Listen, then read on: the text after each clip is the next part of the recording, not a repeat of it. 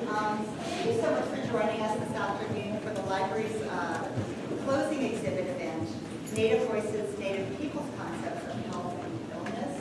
I'm Debbie Hoffman. I'm head of public services here for the library, and I am so pleased to have Dr. James Adams and his colleague, Enrique, Villasenor, with us this afternoon. Dr. Adams is a professor of pharmacology at USC, where his teaching and research focuses on pharmacology, complementary and alternative therapeutics, medicinal plants, human drug metabolism, and Chumash healing. For 14 years, Dr. Adams studied with Cecilia Garcia, a Chumash healer.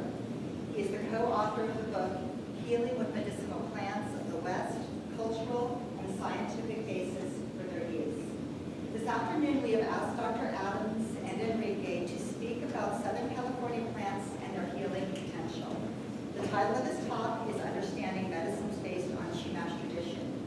Please join me in welcoming James and Enrique.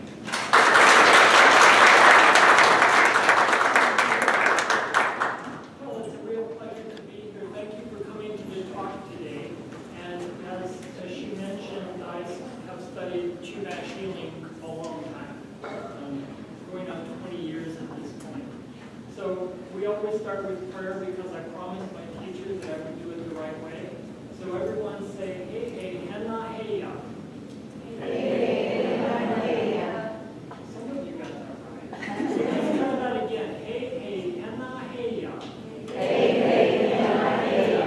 Now say, hey, hi, ya, hey, hi, ya. Hey, hi, ya, hey, hi, ya. Hey, hey, henna, hey, ya.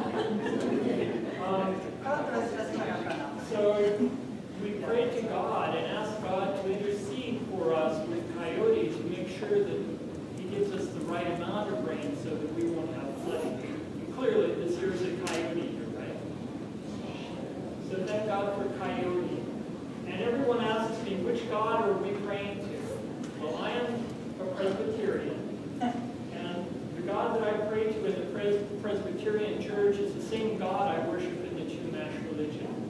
Okay? That's my belief. And that's what my teacher and I discussed over and over again. So my family came to this country in 1635. My first ancestor was William Adams. He was a surgeon. It was his job to keep the Puritan community in Virginia alive. So he learned right away he couldn't wait for the boat of medical supplies to come from England. And he learned healing from the Indians. Ever since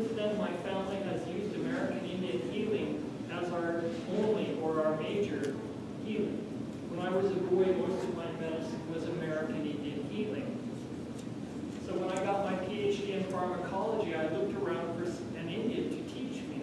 And it took me a long time, but finally I found a woman, a Chumash woman, up there in Saukwewa, who I asked to be my teacher. And she looked at me and she said, "You are white. I will never teach her." And who can blame her after the 3 genocides that white people have committed against California Indians? And I did say 3 genocides. So fortunately, I had brought my wife with me. My wife is Chinese, so the Chumash woman could see right away that I'm not a racist. She agreed to become my teacher, and she was my teacher for 14 years, until she walked on in 2012. I mean, she died. So I was up on the summit of Mount Pinos with Ted Garcia, the chief of the Chumash people, praying for my teacher. And Ted Garcia asked me, "Jim, what are you going to do?" And I said, Ted, I'm a white man. You cannot be asking me to be the healer to the Chumash people. And he said, "That's up to you." So I prayed about it. And, you know, I'm the one who God gave the gift, and my teacher gave me the knowledge. So I've been the healer to Ted Garcia and his people since 2012. And not all the Chumash people are happy about it. That's life. So we're going to start out today with my student, Enrique Villasenor, who's going to talk about Opuntia literalis. Enrique, please. Oh, I should do my regalia. By the way, I didn't bring this when I was here last time. This is my regalia. This is my top-knot headdress. I went to the Chumash Keeper of the Way and learned how to make my own regalia. This is my tooth, which is top-knot headdress. That's stop.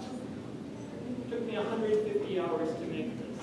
It's a top knot of black feathers, 12 feet of black feathers tied on a string, 12 feet of white feathers tied on a string. These feathers are all turkey feathers. Since I'm a white man, that's all I can own. Except for this is a peacock wing feather. And underneath, this fuzzy part is called the C1. That's 12 feet of body feathers twined into dog bait fiber. It took me 150 hours to make this, and I do dance with it at powwow.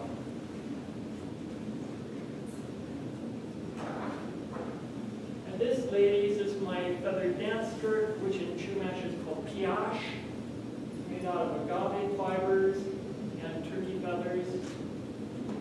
I know you're jealous. This is how I wear it at Chumash powwow. It only took me 250 hours to make, ladies. You can make your own. All right, I'm going to turn it over to Enrique. Thank you, Dr.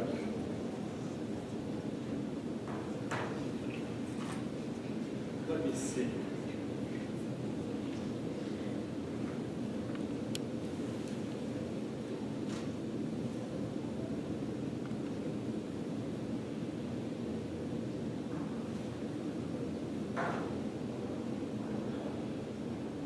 Can you help me real fast? Technology. I'm a retired teacher. So my name is Enrique Villasenor, as Dr. Adams said. I am a retired teacher. I retired last June. So if you get up to go use the bathroom, you gotta raise your hand. If you leave, I know who's here, I'll report you to your professor. I'm still in teacher mode. In the market, I look at kids going, don't mess around. A few years ago, I started to have knee problems. And doctors and I never got along. I went to the doctor 5 times. That was my weakness. It's my mom. I'll show you a picture in a few minutes. My mom was a put on death. My mom was a healer. My neighborhood healer. And she never directly taught me how to be a healer, but she'd always say things to me. I was a kid that I lived near the ocean in San Pedro growing up, and I always had swimmer's ear. So every time that happened, they get in. Go into the gardens, get warm, and I didn't know this after many years. Get olive oil, do this, stick it in my ear. Cotton ball. Don't take a shot. What did I need? I go to school, get in line, Catholic school for 11 and a half years until I was invited to search out other educational avenues. I started asking lots of questions that they didn't like. And my exit interview was, Father, you've taught me for Jesuits. Father, you've taught me to think for myself, to think critically. I'm thinking critically, and you're now telling me that I'm leaving because I've accused you and other staff members of racism. Yes, got you. Thank you very much. I'll be clear. Adios. So what happened was that my mom taught me these things. In school, I get in line in the morning, kids would go, that's go in the classroom, none would close the door. About 10 minutes into the lesson after our pledge and the prayer. Boys and girls, what's that smell? It's me, says, what is that, Enrique? I haven't heard it. My mom healed me by putting, and they all knew. So they didn't mess with my phone. Nuns did not mess with it. I doubt it. How are you? Good to see you. So a few years ago, like many people, our family started talking about our background. I was born in Mexico. See, that was my high school. Our family, my father immigrated in the early 50s. We came in 58.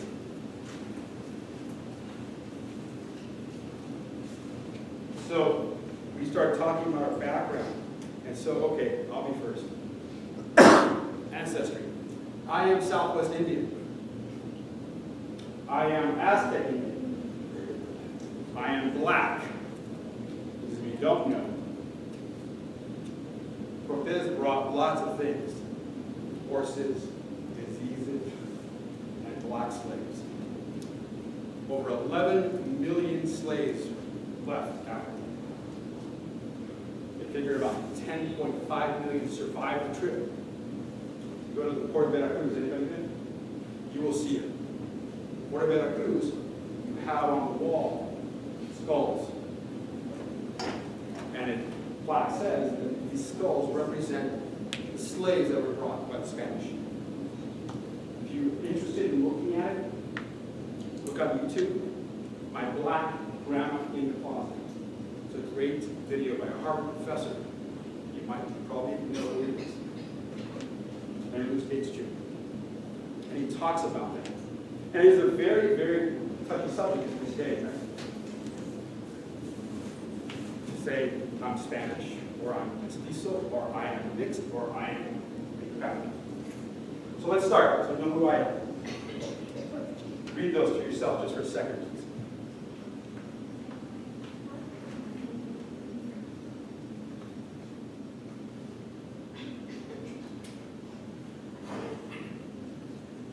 That should be the national emergency.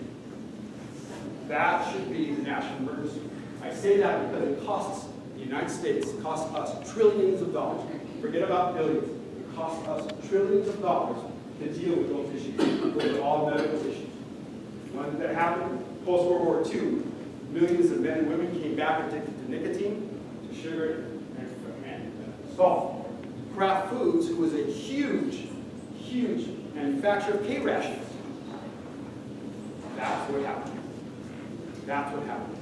We're not going to close the shop and say, we just made millions of dollars making K-rations for the soldiers, and the tobacco companies donated cigarettes for those K-rations. You now have a host of medical issues starting. Do I go up or down on this one? Left or right? Right for forward. So this afternoon, I cannot give you the whole picture. I'm going to give you a tidbit. And as a teacher with my students, I taught all three levels. Elementary school, middle school, and high school, and adults. I taught teachers, I taught nurses. I trained them. I didn't teach them, I taught, I trained them. I'm going to give you just a snippet because, like I said, I told my students always, my job today is not to teach you everything. I cannot fill your brain with facts and factoids and information. It's not my job. My job today is to stimulate you and to encourage you to look be honest with yourself and need to look at the facts. When some of us were in school, I'm pointing because there are a lot probably in there, we did not have tablets, we did not have devices. My classes in the last 5 to 10 years all had devices. Let's talk about it. I was always open. I'm a healer in training, Dr. Adams, and I'm a plant educator. Some of you know Lanny Copper, heard him a couple times. Lanny bestowed that title on me because I help him a lot. I'm not an expert like Dr. Adams, but I help a lot.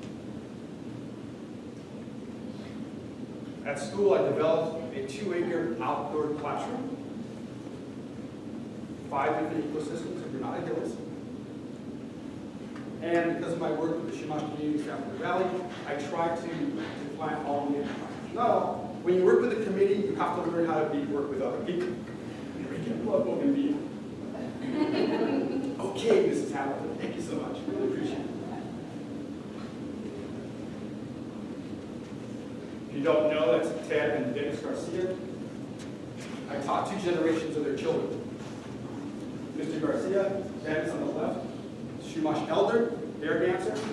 He would come to my classroom anytime I needed him. He figured it'd probably be easier to come and help me than have to have that call for his daughter. He could deal with it then. And then his brother, Ted, who is the chief.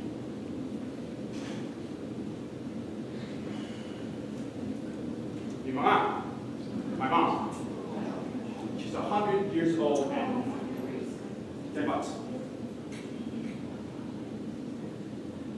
I was teased, I said, as the older you get, se ve más negra. Mom, the older you get, you look more black. If I showed you a picture, I should get that picture, I should use that picture. My maternal grandfather, her father, he came several times to visit us. He was still lived in Mexico. He looked completely black. As he got older, black. I, as a child, was confused as black many times because I grew up on the beach. A black kid is here. Mom, like I said, Enrique. You know, my neighborhood parents, they would recognize me. That's my mom. She, as I said, she lived a balanced life. One of Dr. Adams' books is about living a balanced life. She taught me that. I grew up in 2 bakeries. Statistically, I should weigh like 400 pounds. She never said no to me except when we were about to have a meal or we were going to leave. She never said no. But I worked 12 hours a day from the time I was 5 years old. To the time my parents sold it, we had 2 babies. So I worked 12, 14 hours a day. So when I became, they made me go to school. I was going to graduate July 1974. Vietnam War was still going. I'm the only one in my family that's not law enforcement, or not a Vietnam veteran, or a veteran. People always ask me, how did that happen? Because I said to my mother, I'm enlisting next month.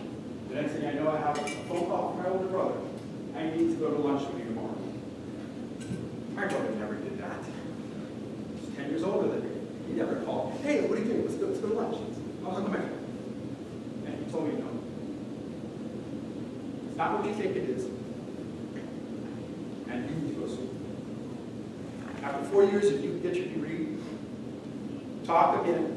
We'll talk again. And if you want to go as an officer, I'll support you. So today, I want to talk about something that I eat almost every day of my life. Apuntia Doradas, prickly pear, cactus, in Spanish, nopales, in Chumash, guac. You have all seen it. It's all around here, yes? Yes, everybody seen it?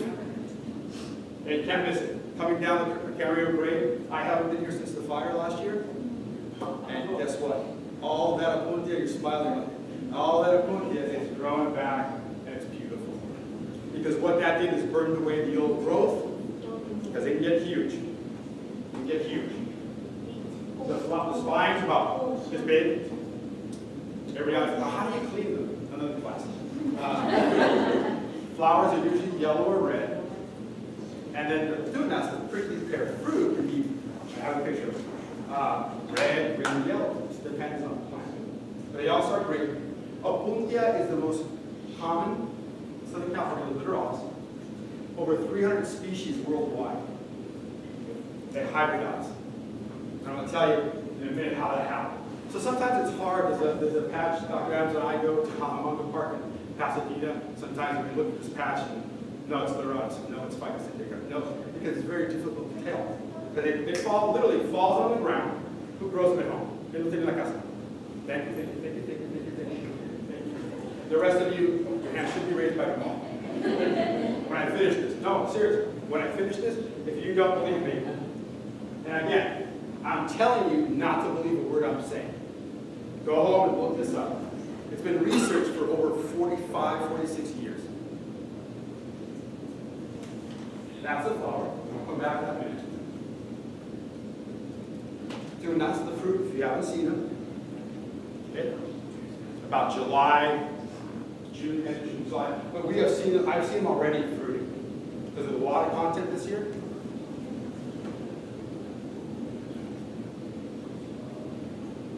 Mexico City. That's how you see them. Go to what we call a farmer's market. That's their market. That's how you see them. They're ready to go.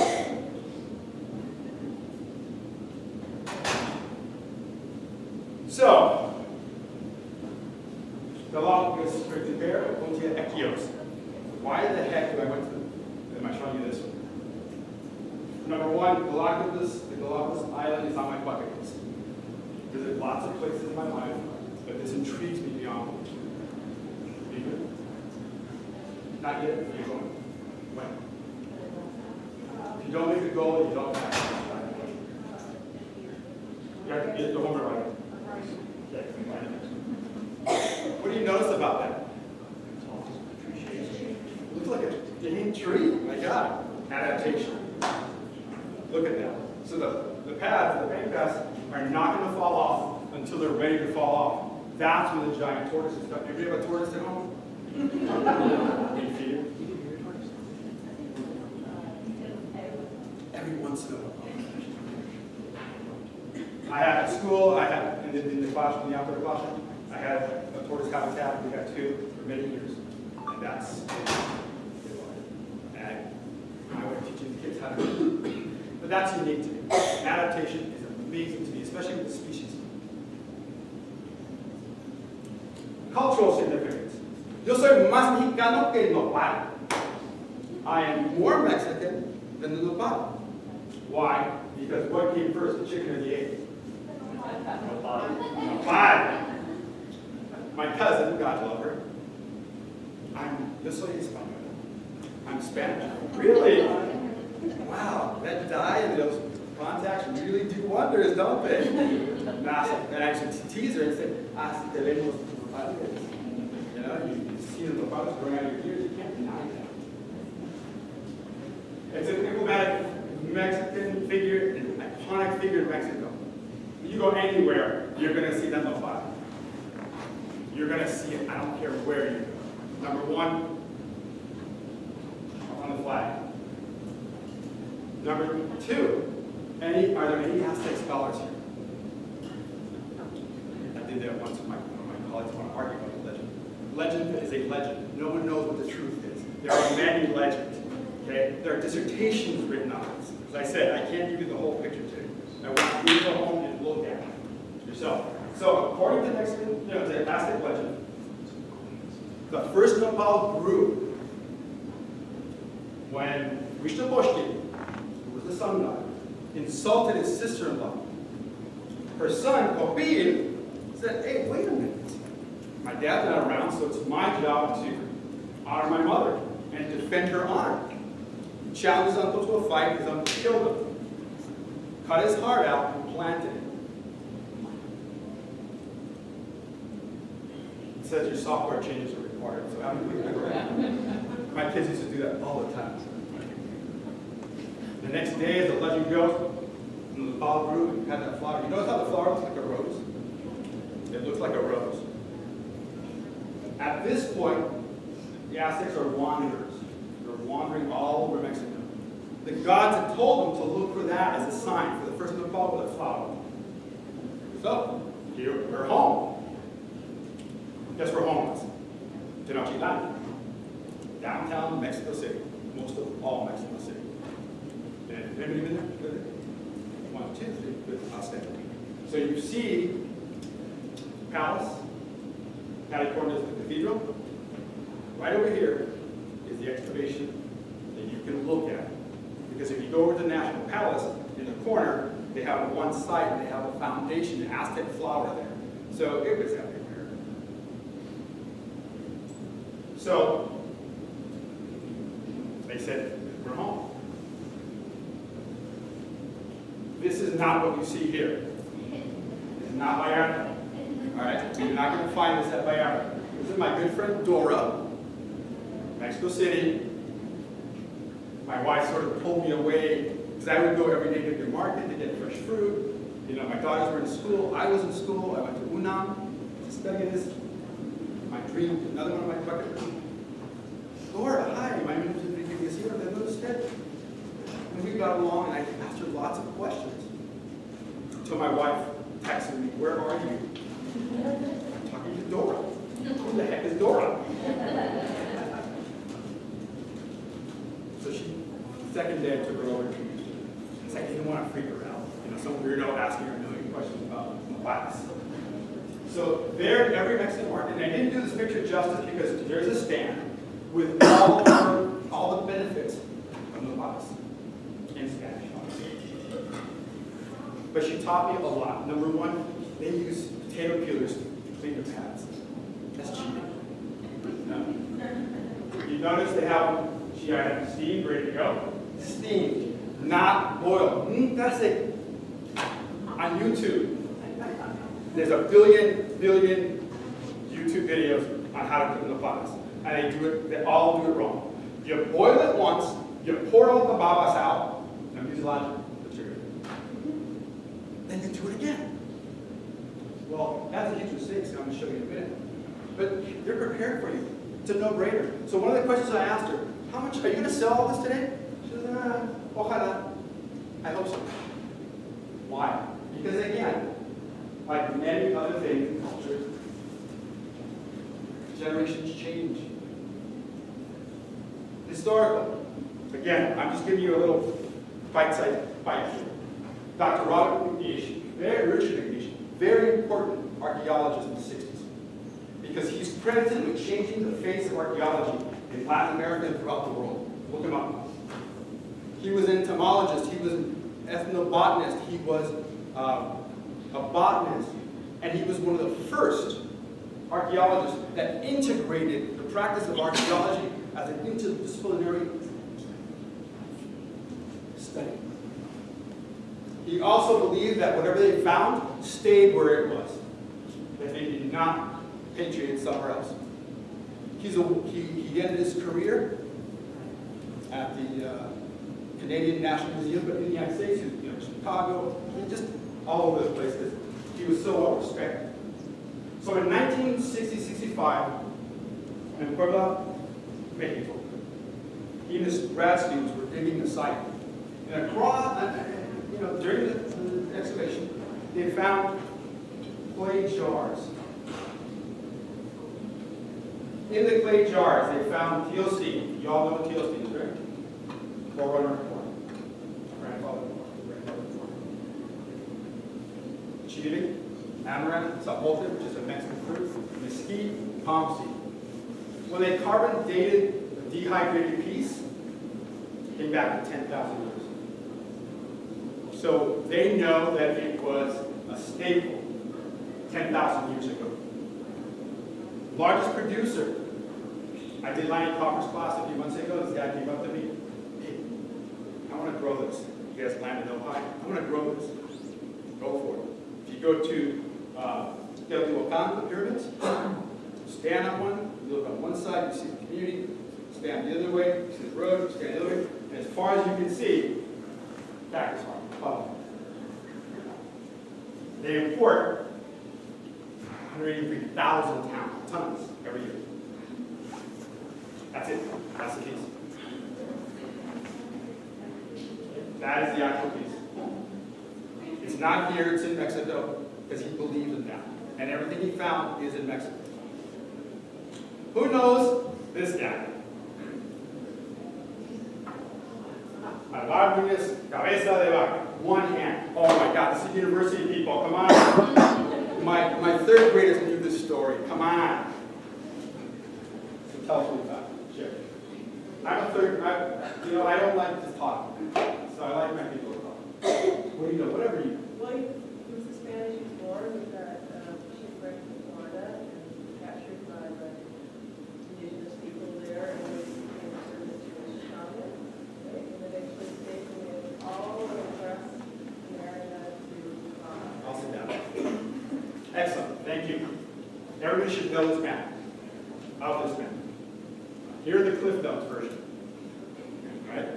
The book Dr. Alex Krieger wrote about his life. Dr. Alex Krieger is credited with studying him to nth degree. He wrote his dissertation. His professor in Mexico at UNAM was so impressed with his dissertation that the professor actually gave Dr. Krieger an actual copy of his journal. He lived, sorry, tell me. Renata told us to you the truth. Came, what is now Florida. Shipwrecked. 596 men, plus 300 horses, and 45 ships disappeared off the face of the earth. That's one thing they don't disagree on. This is all based on. This is the route, not talking. They came from Spain, would come here, resupply, go up the coast. One person that they did not have on that boat was a meteorologist. They didn't know that hurricanes hit. That's what happened. They had no other choice. He was fourth in command. He was a lieutenant. He came from a very prestigious Spanish explorers, family of Spanish explorers. Grandfather, and there's a whole great story about his life too. He got his father hawked him to Muslim bankers so that the father could go on a trip. So I tried to do that with my wife. So how many of you have ever done an 8-mile hike? 8 miles. Come on. My students. 8-day backpack. Outstanding. 8-month PCT. How about 8 years? I'll say that again. 8 years. And his companions walked along the coast. That's a huge, I'll say this now, that's a huge point of disagreement among the researchers. I'm not one of them. They can go spend their time doing it. They walked across. Along the way, he did not show up and say, bow down to me. I'm just like the conquistador. He didn't do that. Because that's how Cartier showed up. In California, Dr. Adams will tell you that's how they showed up. He was smart. There were only 4 of them. Maybe 100 of them. No. So what he did immediately was humble himself. Remember, these guys are naked. Dr. Krieger's book is called Naked and Afraid. They were naked. They were stripped naked. And they're walking for his village. Help us, please. And in this book, and Dr. Krieger's journal, Cabeza de Vaca talks about the first gift that he got. He would get by the tribe. What do you think the first gift was? When they left the village, guess what they got? Bison. That's the artist rendition. No one knows. See this guy? That's Estebanito. He was a black slave. That's another great story, all by himself.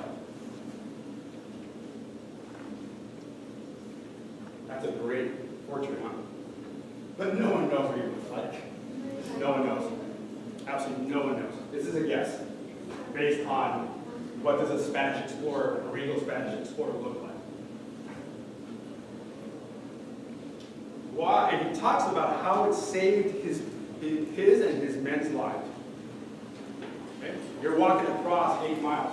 Trust me. With nothing, trust me. Why does the nopal work? Again, don't believe me. Please look it up tonight when you go home. Some of you already started. Look at you. Outstanding. Number one, because it contains 8 of the 9 amino acids, the essential amino acids. 8 of the 9. Okay? And it impacts every body system. Hands down. It's been studied over and over again. This is my favorite. Tryptophan. Though I'm not a meat eater or turkey lover. Tryptophan is used by the body to make serotonin. So in your gut, it converts it to serotonin. And when you have serotonin, yeah. Have some more. Lysine, isoleucine, threonine, valine, leucine, tryptophan, methylene, and phenylalanine. It's amazing what it contains. That's why it works. Any doctors in the house, any medical people, if I'm wrong, please correct me. When I make an error, correct me. 3 important places on your body that has mucosa. Your nose, your gut, your intestines. Okay? They help us protect us from bacteria. In our gut, Peyer's patches line, and in our intestines, line the intestine. Those are the Peyer patches. There. When we eat something bacteria that has bacteria that infects our stomach, it's so acidic it usually kills it. However, if it happens to go through,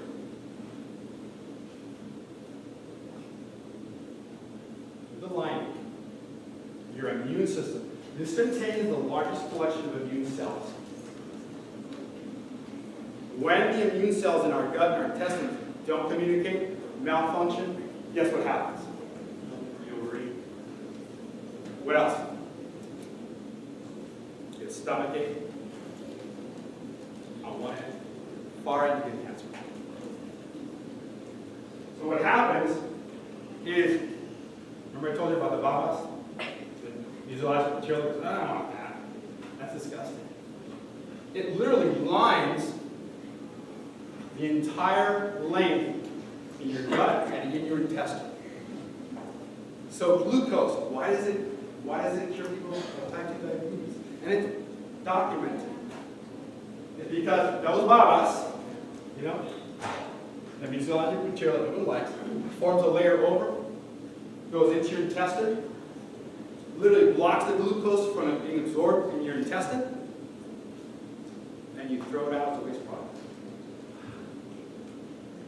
The nutrients that I showed you, all the amino acids, that's from the USDA website.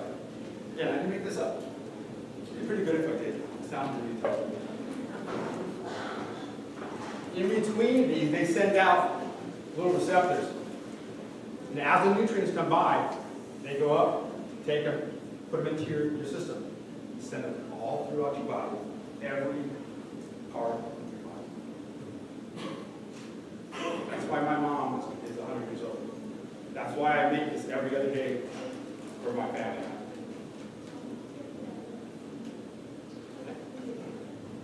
Thank you. Apparatus.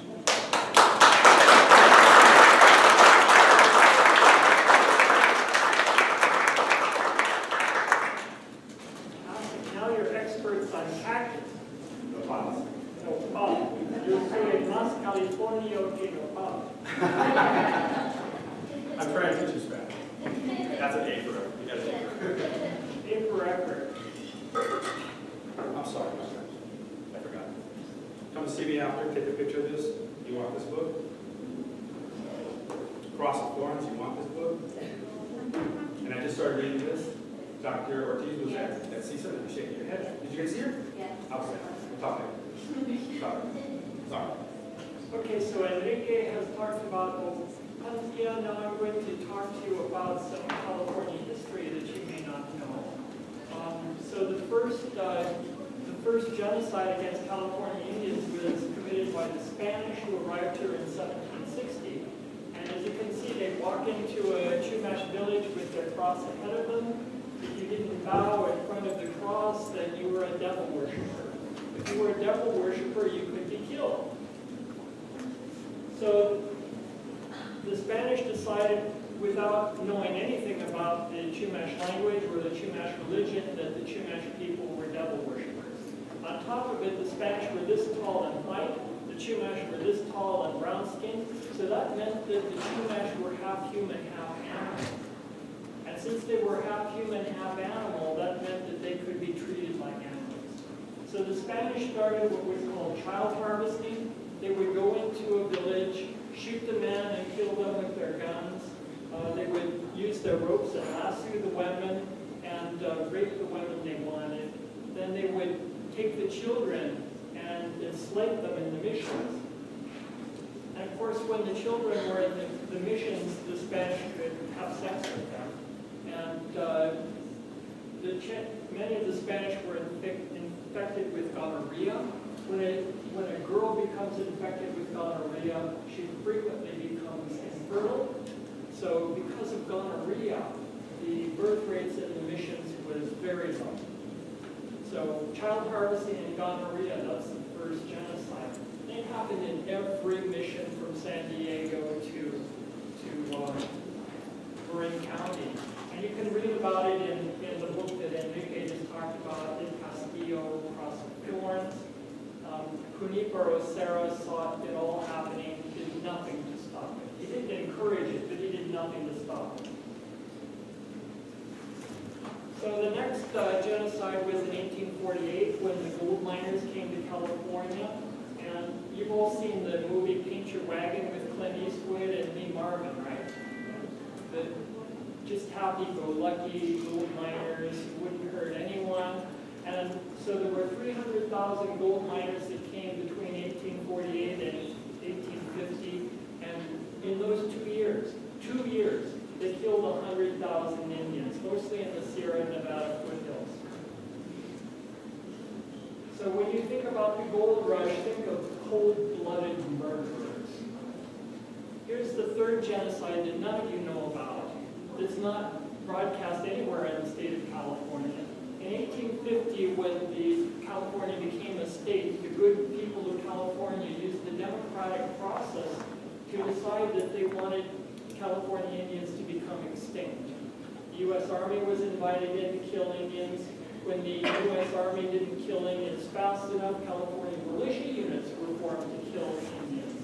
And they went all over the state, from San Diego to past the Oregon border, killing Indians, from 1858 until 1873.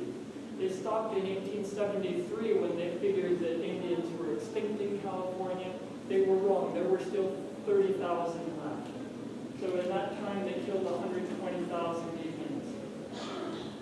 And I want you to all understand, there has been no repentance for any of these 3 genocides. There has been no repentance. You know, the Spanish claim that they've said they're sorry. I haven't seen any repentance. Repentance means you own your shame. You admit what you have done. 2, you make some sort of reparation. 3, you make changes so it will never happen again. That is repentance. I have not seen repentance. None of you even know about this 3rd genocide that is totally covered. You do? Thank God. A couple of you do. You know, totally covered up in California history, not taught in 3rd grade while they're making their mission model. So those are the genocides. Those are the genocides. We're going to talk about hibiscus denudatus now. Thank God that my teacher was able to teach me. I need to discuss this. In 1855, October of 1855, the U.S. Army went to the Chumash Medical School, which is in a place now called the Cuddy Valley. And the U.S. Army went to the Chumash healers, professors in that medical school, and gave them 2 choices. You can die right here, right now, or you can get out and never come back. My teacher's great-great-grandparents were there. My teacher's great-great-grandparents were professors at the Chumash Medical School. They went to Mexico to escape. So then her grandparents came back to California in the early 1900s, trying to bring the Chumash religion back to California. They were not well received by the Chumash people. All of the Chumash people, they're all Catholics. They were not well received.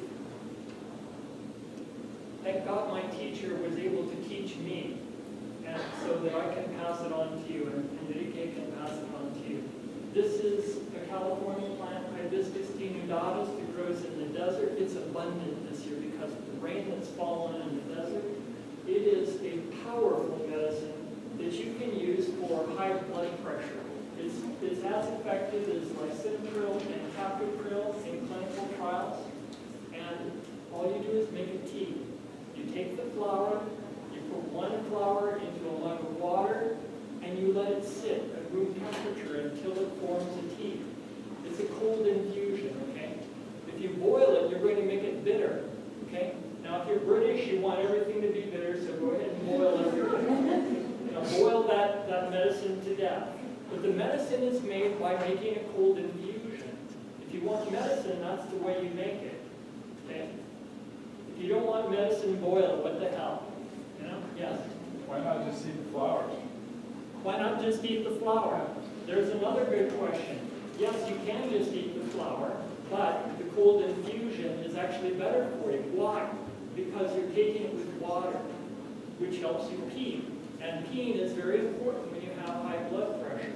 So this helps stimulate your kidneys, and it's also an angiotensin-converting enzyme inhibitor, and it's a beautiful medicine. It also helps you with cholesterol, blood cholesterol. It will lower your blood cholesterol. So I use hibiscus tea a lot. And by the way, Enrique, hibiscus in Spanish is Jamaica. I taught them So go to the Mexican grocery store and buy Jamaica. You get a big bag like this of flowers. You take 1 flower out, you put it in a mug of water, and let it sit until it forms a red tea, and that's your medicine. Yes? So the hibiscus is not a native plant, but you see growing in bushes, red or pink. Okay, so the one that you see growing in bushes comes from South Africa. This one is a native plant that you can grow in your garden if you're careful, because it's a desert plant. If you water it too much, you'll kill it. Okay, yes? So the Jamaica, is that related to this, or are they different variety? They're all in the same gene hibiscus. I knew that, I was They just all curious. have the same active compounds. They all are angiotensin-converting enzyme inhibitors. They're both diuretics, Right. and they all interfere with cholesterol. So why don't they go get the dry Jamaica? Yeah. I always thought it was spoiled, but they prepare to use it as the one we buy, the dry stuff, is a cold infusion.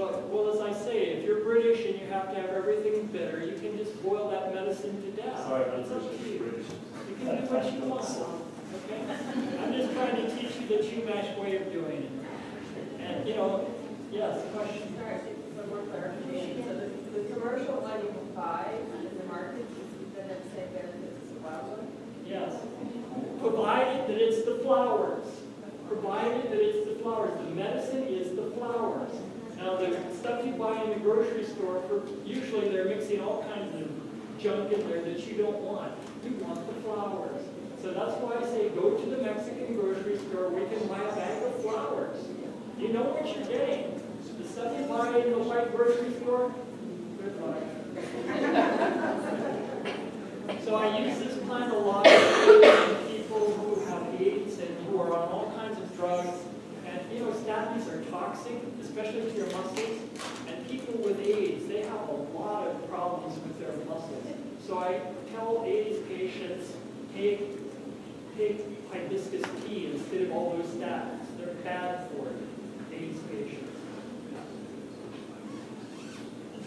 And I'd also like to point out that this beautiful, amazing desert plant that grows out here in the desert is out there. This is cardinal, this is gold, USC colors.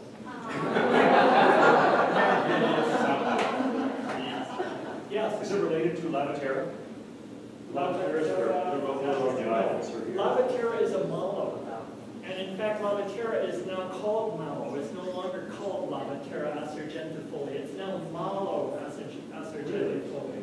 I always thought the hibiscus, because I thought it was. No, hibiscus is not a mallow. Oh, okay. So the next plant I want to talk about is this one, Broome. It's also called California holly, and it gives its name to a quaint little village called Hollywood. Don't because Madonna built her house on it, all right? But well, maybe not Madonna, but somebody. So these are the flowers, and these are the berries. Wait a minute, are these berries poisonous? Are these berries poisonous? Most of you don't know. You've never eaten these berries, so yes. Great. They taste like apple. They're beautiful. They're not poisonous. Oh my God, they're not poisonous. And so I've led so many hikes where people have been told that these berries are poison. They're holly. Oh my God, they're holly. They're poison. You know, English holly is poison. This is California holly. It's not poison. It's a beautiful fruit that you can eat anytime. Okay? And unfortunately, we have so many racist lies that continue to proliferate in our state. Did I just say racist lies? Yeah, I did. The racist lie is that this is poison. Why is it a racist lie? It's Indian food. And good white people would never eat Indian food because that's not good for good white people. Do you understand the basis of the racist lie I'm talking about here? This is amazing medicine for Alzheimer's disease.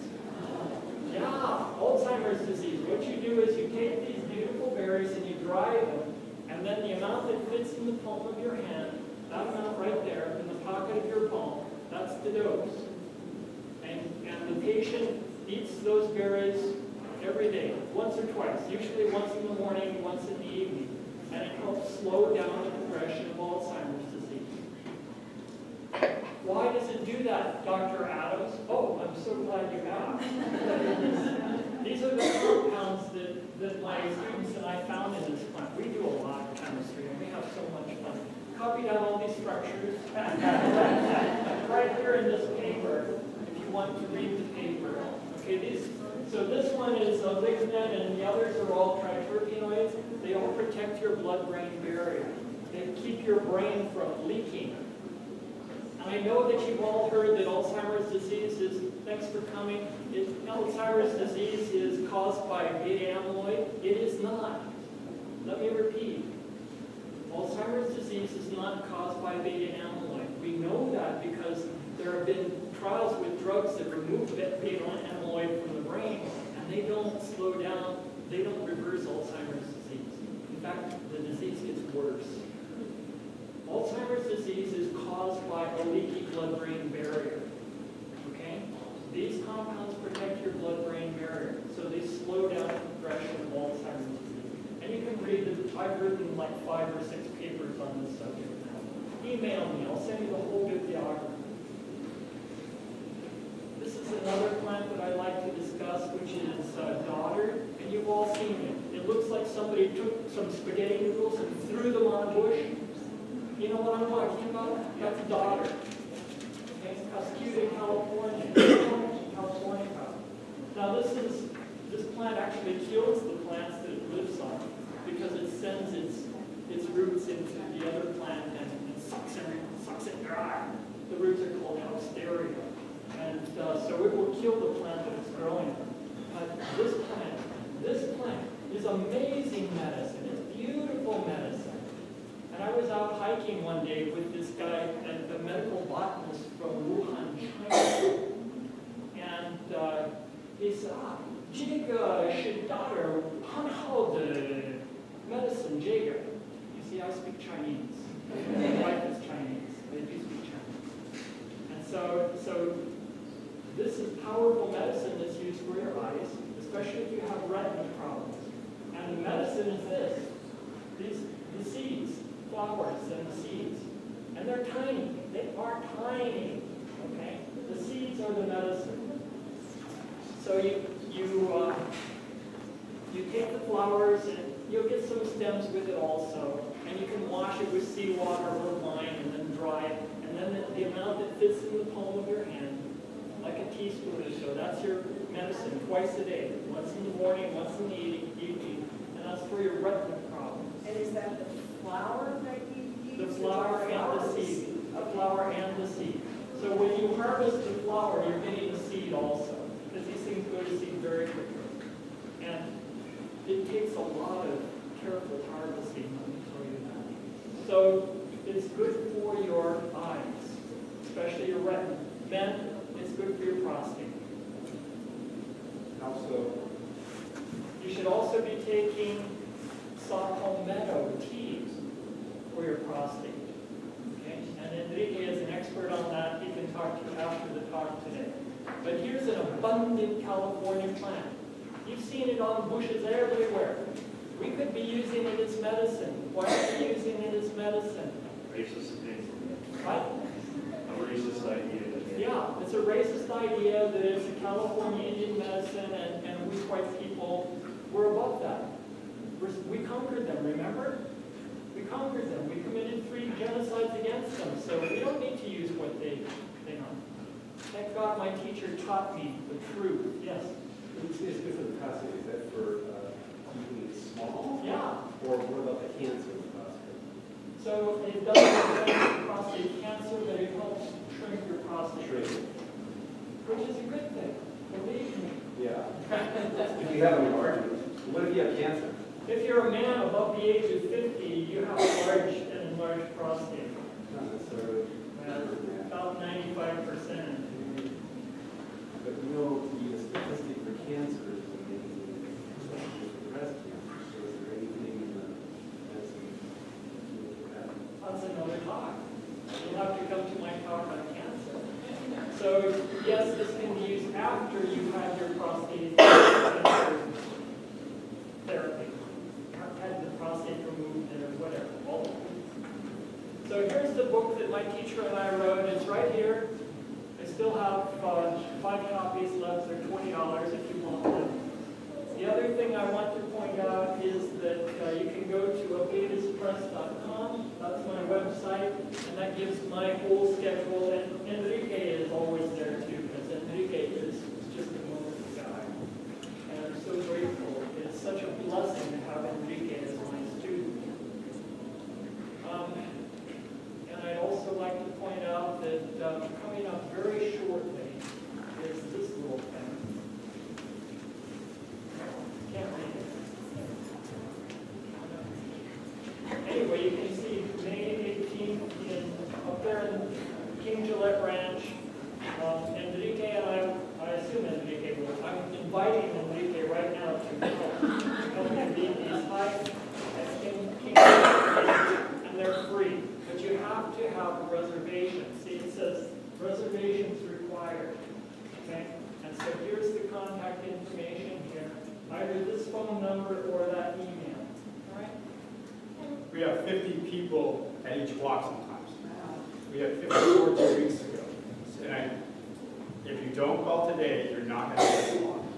They're going to fill up very quickly. It was just announced last week, and anyway, call or email. It's free, remember? That's why it fills up very quickly. Other people charge. Yeah, there are times that I charge.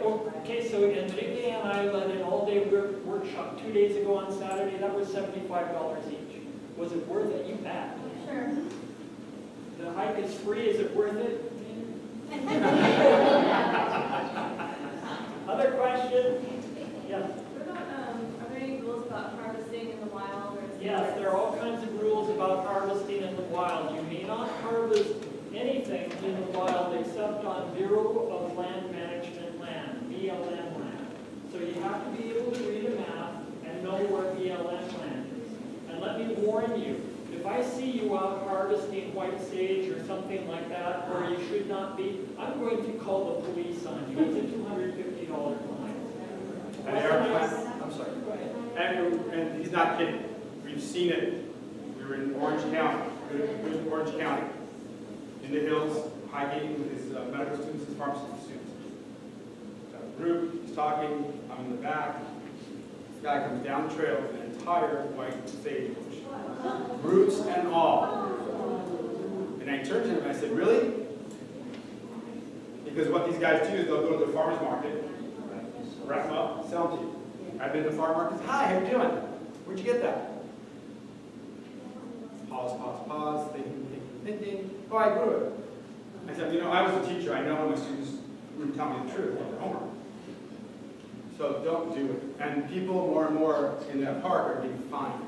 It is a $250 fine. $250 fine per plant. So I grow these things in my garden. I have a huge hedge of sagebrush. Sagebrush is a powerful, amazing plant. Okay? I have 3 big bushes of white sage. I have black sage. I have all kinds of things in my garden. I have Because when my patients need it, I have it for them. By the way, I am not free. If you want my healing, it's $150. Yes, it's $150. Why? Because in the old days, the Chumash healers charged for their services. It was not free. Okay? Now, I know Navajos and all those, it's free for them, but I'm sorry, the Chumash tradition is you pay. Yes? Do you have recommendations on how to ethically get some native plants like sage that So we if can you grow in our want to own grow gardens? these plants in your own garden, it's very easy. Most of them, you can gather the seeds and just plant them and grow them. Okay? Like sagebrush, mugwort, very easy to grow. And you are allowed to collect seeds, nuts, and berries anywhere without a permit, provided that you're only collecting for yourself and you're not collecting bags and bags to sell. So it's okay to collect The other thing seeds? you can do is you can go to the Theodore Payne Foundation, Payne. It's on Oxford Avenue in Sunland, and you can buy the plants from them. Just tell them Dr. Adams sent you, and they say, oh yeah, Chumash is over here. Okay. Question? Yes. The National Park Service, National Park Channel Islands, is sponsoring a plant sale. Yes. Three plants that you have. When? It's on Saturday, April the 27th. Saturday, April the 27th, the National Park Service over here in Channel Islands. At Ventura Harbor. Ventura Harbor. I'm trying to get it right. They're going to have a plant sale. Many of the plants I discussed here will be there. So those sources are okay? What? Those sources are okay to buy plants from? Why not? The California Native Plant Society, yes, is having a native plant sale at Ventura Museum this Saturday. This Saturday, Ventura Museum, the CNPS is having their native plant sale. Okay? All right, so it is possible to get these plants.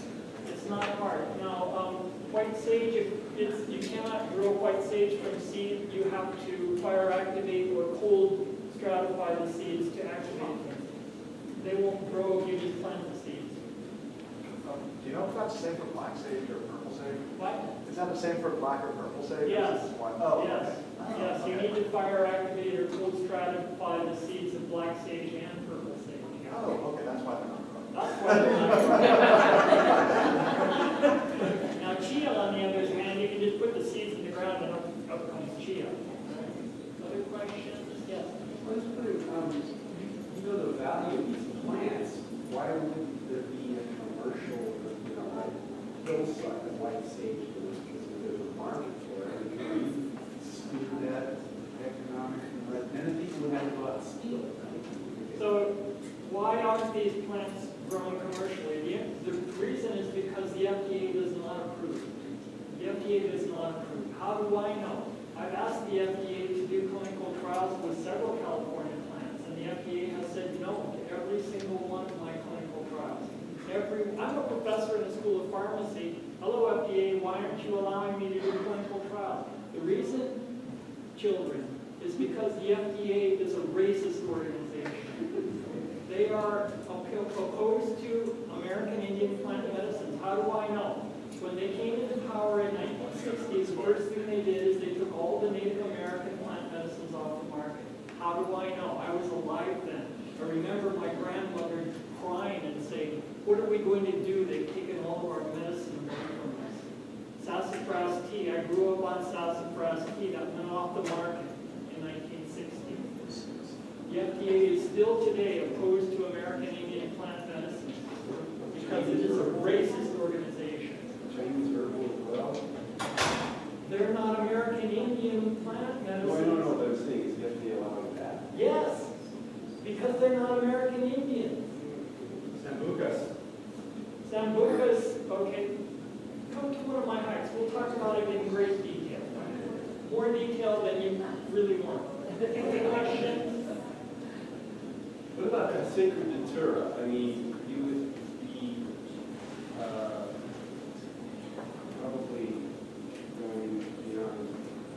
then it would be something that, So the reason that the U.S. Army shut down the Chumash Medical School in October 1855 was to stop the Chumash religion. Because the Chumash religion is based on sacred datura. And the white racist lie that continues in the state of California today is that the Chumash people were killing their children with sacred datura. What an amazing, how can a people survive if they're killing their children? You know? What a crazy racist lie that is still here today, and you've all heard it, I know you have. Okay? And I've even had Navajo people come to me and say, oh my God, that secret datura, it's so dangerous. How can the Chumash people do that? You know? Well, guess what? The Navajo were using tobacco. Okay? Still do today, peyote. All right? And so come to one of my lectures or my hikes, and we'll talk about sacred datura. I teach it in great detail because my teacher taught me. Because my teacher was the only person I've ever known who went through the rite of passage with sacred datura. She taught me how to do it. Okay? Come to one of my hikes. We'll talk in all the detail you want. Other questions? Yes. Sorry, there's a question about the qualities and the. yes, you're done. The benefits are of the leaders and the group. The benefits of your work online, I have a full hour presentation I do it other times and places. The tunas are very close, but they're not exactly the same. They are also considered a superfood because of the amount of essential amino acids they contain. But they do not compare side by side in the plants that you have. And the tunas, remember, you don't have them available all the time. It's a seasonal fruit, like most fruits.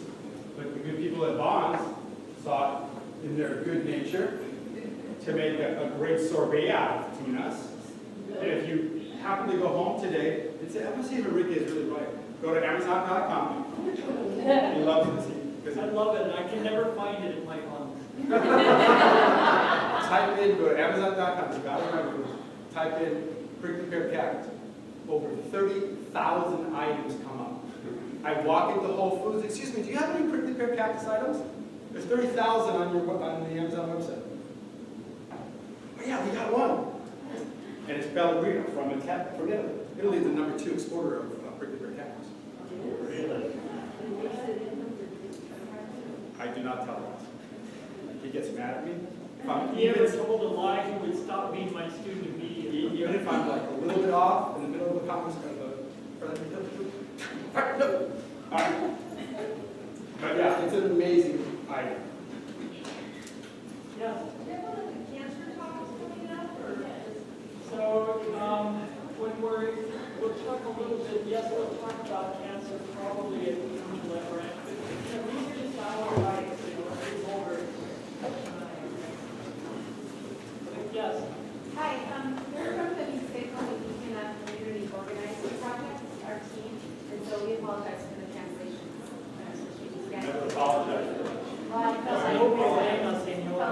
kind of bothering people around us. But anyway, Never apologize. we study indigenous healing of the Mixteco folks from Oaxaca, Mexico. And we're Oaxaca. Chocolate, muy bien.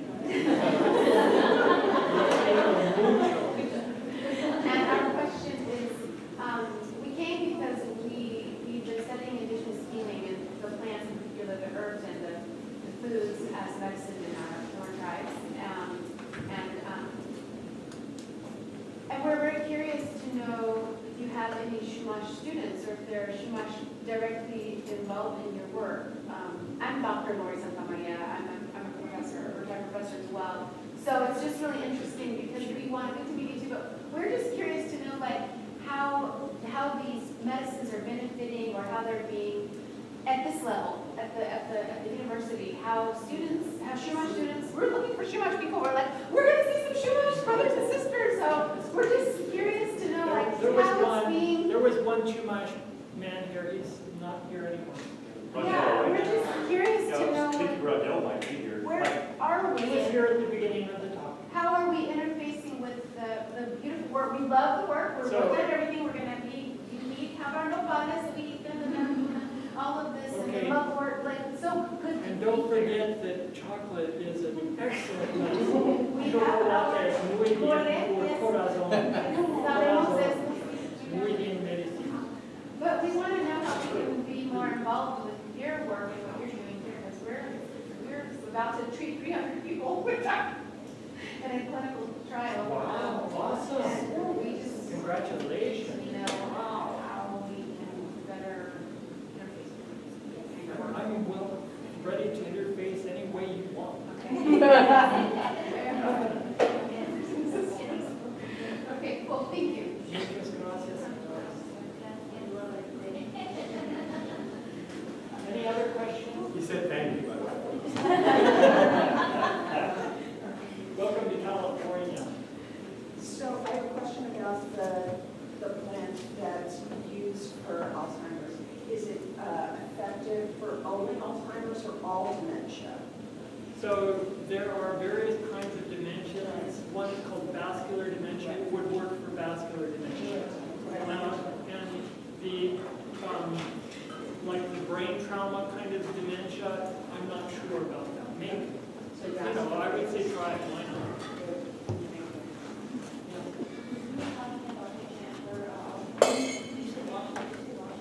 No, that's the daughter. You wash the daughter in seawater over the house. But the plant for Alzheimer's, you try to bury it. You can eat them fresh off the bush too. It's better that way. A lot better. But you know, in order to have it year round, you need to dry them. Yeah. Is all this in your book? Yeah, it's all in the book.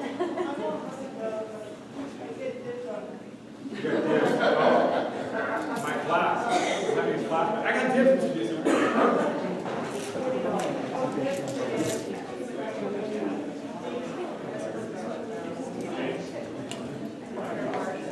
Are there any more questions? All right, so while he's doing that, I will tell you that everything we talked about again is in the book.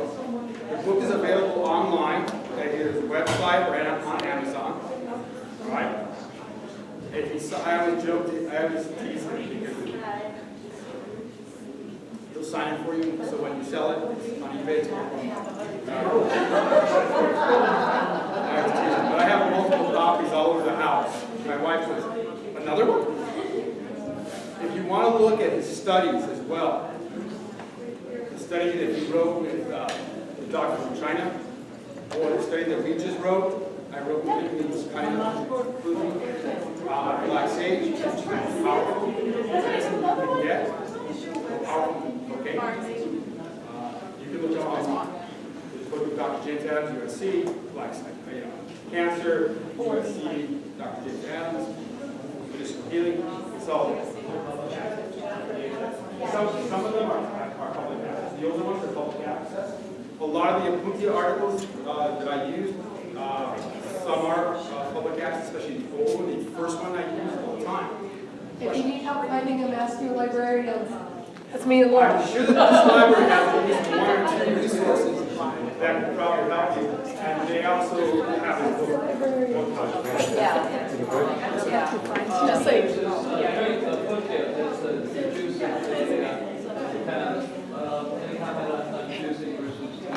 All right, so the question is, juicing Apuntia pads versus anyway. In my class, I teach you how to juice. Very simple. Ready? Fast. One pad, one orange, peel, one apple, one cup of water. Anybody have a Vitamix? Okay, I'm coming home. Because it'll come out like perfect. Not juice, go back to it's perfect. One apple, one cup of water, one cup of aloe vera, not aloe vera. It's the binder. You don't have to. When I went to study in Mexico, this is the big one. Okay? Because a lot of people don't want to eat it for a lot of misconceptions. Never boil it. Like he said, Dr. Adams said, you only boil one medicine on your walk and teach. Hierba Santa, the holy herb, for pulmonary issues, asthma, TB. That's the only one you boil. Okay? So juicing it is number one because it gets into your system faster. Clinical trials, the juice, getting chemical impact on your body between 1.5 hours and 2 hours and 15 minutes. So it's like help the grade.